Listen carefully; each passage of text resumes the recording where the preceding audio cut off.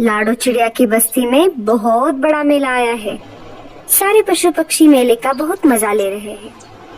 ऐसे ही हमारी लाडो अपने बच्चे टीलू को मेला दिखाने लेकर आई है। अब देखते हैं आगे क्या होता है। मेरे बच्चे, हमारे बस्ती में मेला आया है। माँ, ये मेला क्या होता है? बेटा, मेला बहुत मजेदार होता है। यहाँ बहुत सारे पशु पक्षी अपना खेल दिखाते हैं। माँ, मुझे भी देखना है मेला, मुझे भी आना है। हाँ हाँ, हम आ भी जाएंगे। इतना बोलकर लाडो अपने बेटे को पीठ पर बिठाकर मेले की तरफ निकल पड़ती है। कुछ देर मेला घूमने के बाद टीलू की नजर झूले पर पड़ जाती है। माँ, ये क्या है? ये झूला है बेटा, क्या तुम्हें इसमें बैठना है? हाँ हाँ, मुझे बैठना है माँ। झूले का मालिक एक चील था। आइए आइए, झूले में आसमान की सैर कीजिए। एक चक्कर के लिए सिर्फ एक बेरी। आइए आइए। चील भैया, मेरे बेटे को झूले में बिठाइए ना। हाँ हाँ, क्यों नहीं, लाओ एक बेरी। मेरे पास तो बेरी नहीं है, और बेरी का पेड़ तो ऊंचे बर्फीले पहाड़ों पर है। मैं उतना ऊपर तो नहीं उड़ सकती। चील भैया प्लीज बैठने दीजिए ना मेरे बेटे को। नहीं नहीं, अगर बेरी नहीं तो जाओ यहाँ से। चील की बात सुनकर टीलू रोने लगता है। माँ, मुझे झूले पे बैठना है माँ, प्लीज माँ। लाडो निराश हो जाती है। तभी वहाँ पर पारो चिड़िया अपने बच्चे को लेकर आ जाती है। ओ चिल भैया, मेरे बेटे को झूले पे बिठाओ। हाँ हाँ, क्यों नहीं, लाओ एक बेरी। ये लो। पारो के पास से एक बेरी लेकर चील पारो के बेटे को झूले में बिठा देता है। ये सब देखकर लाडो और भी ज्यादा मायूस हो जाती है। पारो चिड़िया के पास बहुत सारी बेरियां थी। लाडो पारो से कहती है, अरे बहन, क्या तुम मुझे एक बेरी उधार दे सकती हो? इसके बदले में मैं तुम्हें अनाज दूंगी। बड़ी आई मुझे अनाज देने वाली। चल जा यहाँ से। दे दो ना बहन, मेरा टीलो झूले में बैठने की जिद कर रहा है।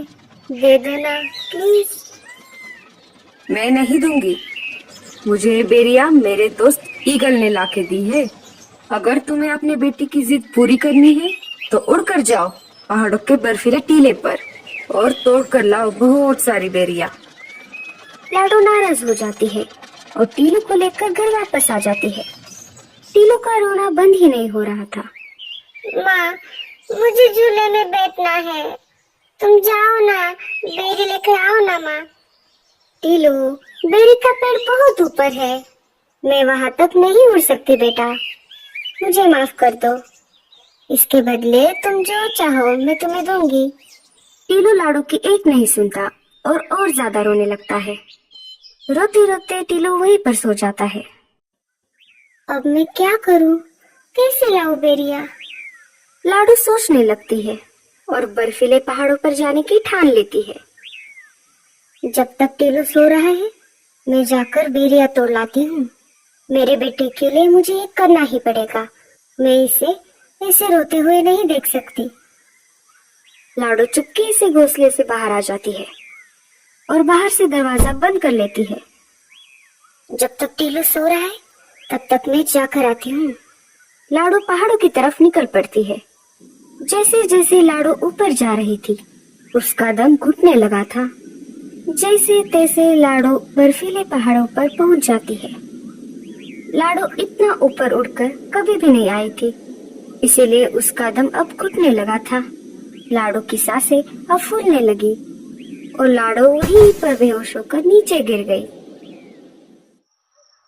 कालू कौवा लाडो से मिलने लाडो के घोंसले के पास आ जाता है और घर का दरवाजा बाहर से बंद देखता है। अरे, ये दरवाजा तो बाहर से बंद दिख रहा है। कालू वापस मुड़ने ही वाला था, तभी उसे टीलू के रोने की आवाज आ गई। माँ, माँ तुम कहाँ हो? माँ, माँ तुम कहाँ चली गई? माँ।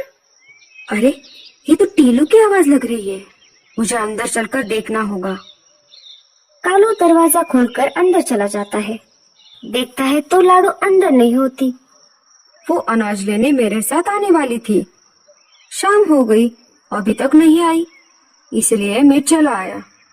कालू मामा, पता नहीं माँ कहाँ चली गई। हमारे जंगल में मेला आया है ना, आज माँ मुझे वहाँ पर लेकर गई थी, लेकिन मैंने वहाँ पर झूले में बैठने की जिद की, लेकिन झूले का मालिक एक चक्कर के बदले एक बेरी मांग रहा था। माँ के पास तो बेरी नहीं थी। फिर मैं बहुत रोने लगा। माँ मुझे घर लेकर आई और मैं रोते रोते वहीं पर सो गया। मुझे लगता है माँ मुझसे नाराज हो गई। कालू मामा, मेरी माँ को ढूंढ के लेकर आइए ना। मुझे माँ की बहुत याद आ रही है। माँ, माँ कहाँ हो माँ? अरे अरे टीलू, तुम रो मत, तुम चिंता मत करो, मैं अभी जाकर देखता हूँ तुम्हारी माँ कहाँ गई है। कालू कौवा घोंसले से उड़ जाता है और आसपास के पक्षियों से पूछताछ करने लगता है, और वो एक एक करके सारे घर में पूछ रहा था, पर किसी ने भी लाडो को नहीं देखा था। कालू अब बहुत चिंतित हो गया। उसे समझ नहीं आ रहा था कि वो लाडो को कहाँ पर ढूंढे। तभी उसे वहाँ पर गूंगा मौसी आते हुए दिखाई देती है। तभी कालू कौवा जल्दी से गूंगा मौसी के पास चला जाता है। अरे कालू, तुम इतनी जल्दी में कहाँ पर जा रहे हो? गूंगा मौसी, क्या आपने लाडो को कहीं पर देखा है? वो दोपहर से गायब है। हाँ, मैंने लाडो को बर्फीले पहाड़ों की तरफ जाते हुए देखा था। शायद लाडो बर्फीले पहाड़ों पर गई होगी। वो बहुत जिद्दी है, वो अपने बच्चे की जिद पूरी करने के लिए कुछ भी कर सकती है। शायद लाडो मुसीबत में होगी, मुझे जल्दी से वहां पर जाना होगा।